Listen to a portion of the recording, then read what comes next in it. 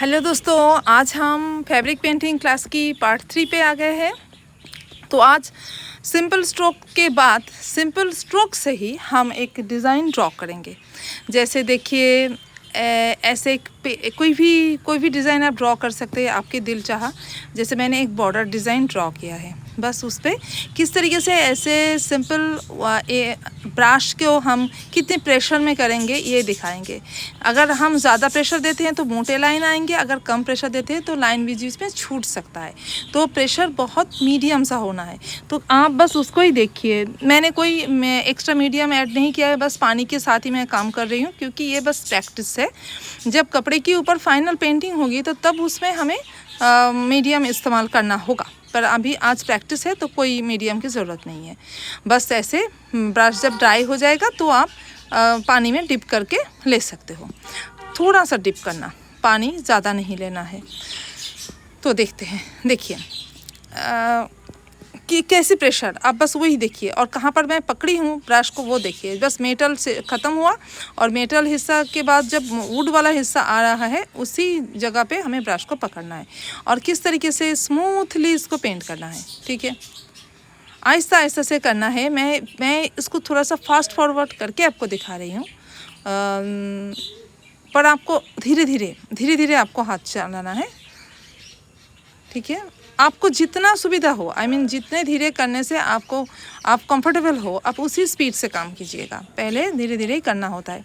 जब स्टार्ट करोगे काम तो बिल्कुल धीरे से स्टार्ट करना, फिर धीरे धीरे अपना स्पीड को बढ़ाना आप पर हर वक्त स्पीड मीडियम रखना है आपको, नहीं तो कभी भी पेंटिंग अच्छी नहीं होती है। और देखो, मैंने देखा है, मेरी नहीं होती है, आप लोगों की बात मैं नहीं कह सकती हूँ। अभी देखो ऐसे ही इतनी पतली हम ऐसे इस तरीके की बॉर्डर लाइंस कितने नंबर के ब्रश से करेंगे। देखो 0 नंबर कर सकते हैं, 1 नंबर की कर सकते हैं, और हम 5, 10, 20 इतने नंबर से भी इतनी पतली लाइन ड्रॉ कर सकते हैं। जी बिल्कुल कर सकते हैं। मैं दिखाऊंगी कि देखना, आप मैं 5 नंबर की एक ब्रश लेके मैं काम करके भी आपको दिखाऊंगी। आप देखिए 1 नंबर में कितनी सुंदर फाइन लाइन आ रही है, और फिर आपका 5 नंबर की ब्रश में भी उतनी ही सिंपल पतली लाइन भी आएंगे, क्योंकि उसकी जो टिप होती है, टिप बहुत ही पतला होता है हर एक ब्रश की।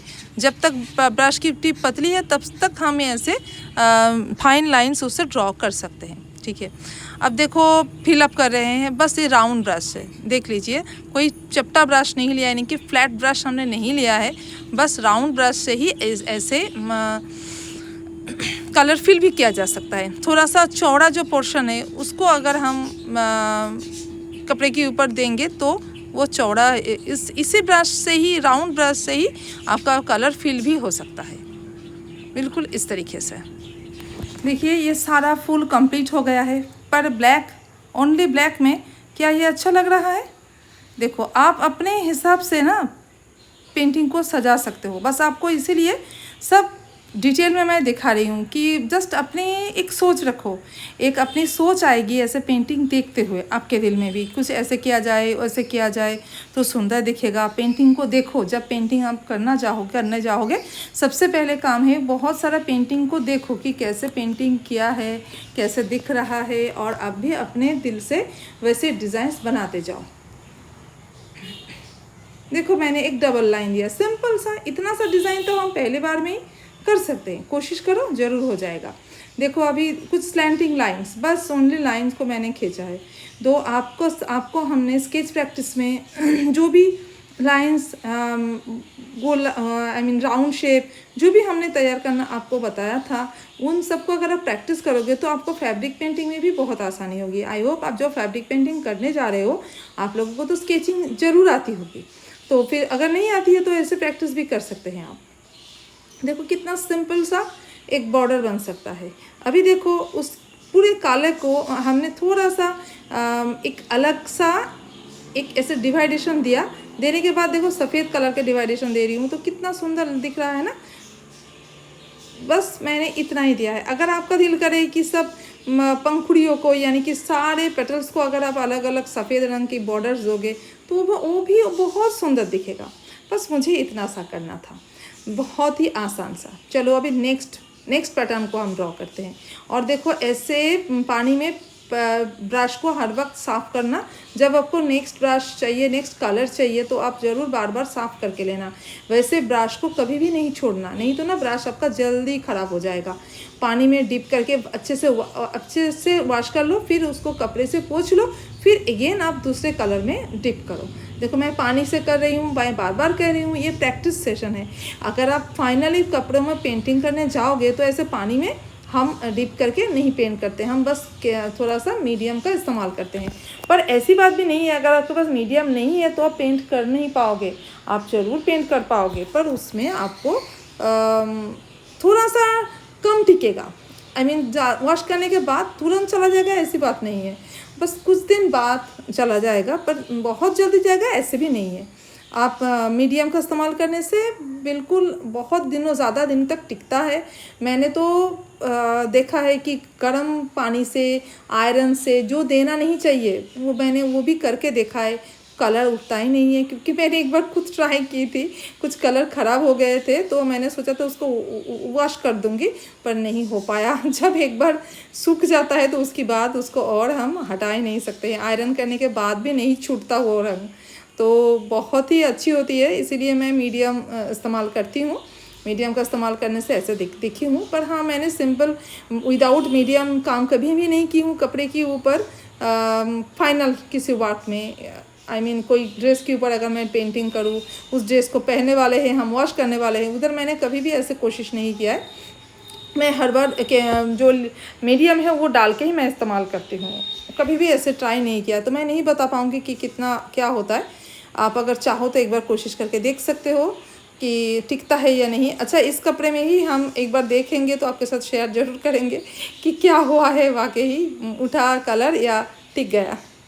तो देखिए ऐसे आसान सा सिंपल सा लाइन आपको मैं इतना स्केच इसलिए दिखाई ताकि आपको पता चले कि कितना प्रेशर देना है और किस एंगल में ब्रश को आपको आगे ले जाना है। देखिए हल्का सा स्लैंटिंग करके ले जाते हैं, बिल्कुल सीधा 90 डिग्री में हम नहीं करते हैं। देखिए इस तरीके से हल्का सा एक एंगल दीजिए, तो ब्रश की जो टिप है वो अच्छे रहेंगे, आपको काम करने में आसानी होगी, सुंदर लाइन आएंगे। आप चाहो तो ऐसे फ्रेम को पकड़ के काम कर सकते हो, या तो उस कपड़े को किसी जगह पे आप फिक्स कर सकते हो, ऐसे नीचे रख के भी काम किया जा सकता है। मैं एक हाथ से कैमरा और दूसरे हाथ से पेंटिंग कर रही हूँ, तो फिर इसीलिए मैं फ्रेम को नहीं पकड़ पा रही हूँ, और आप फ्रेम को पकड़ोगे तो और भी आसान होगा। ठीक है, अब कुछ सावधानियाँ जो आपको पेंटिंग करते वक्त नज़र रखना है।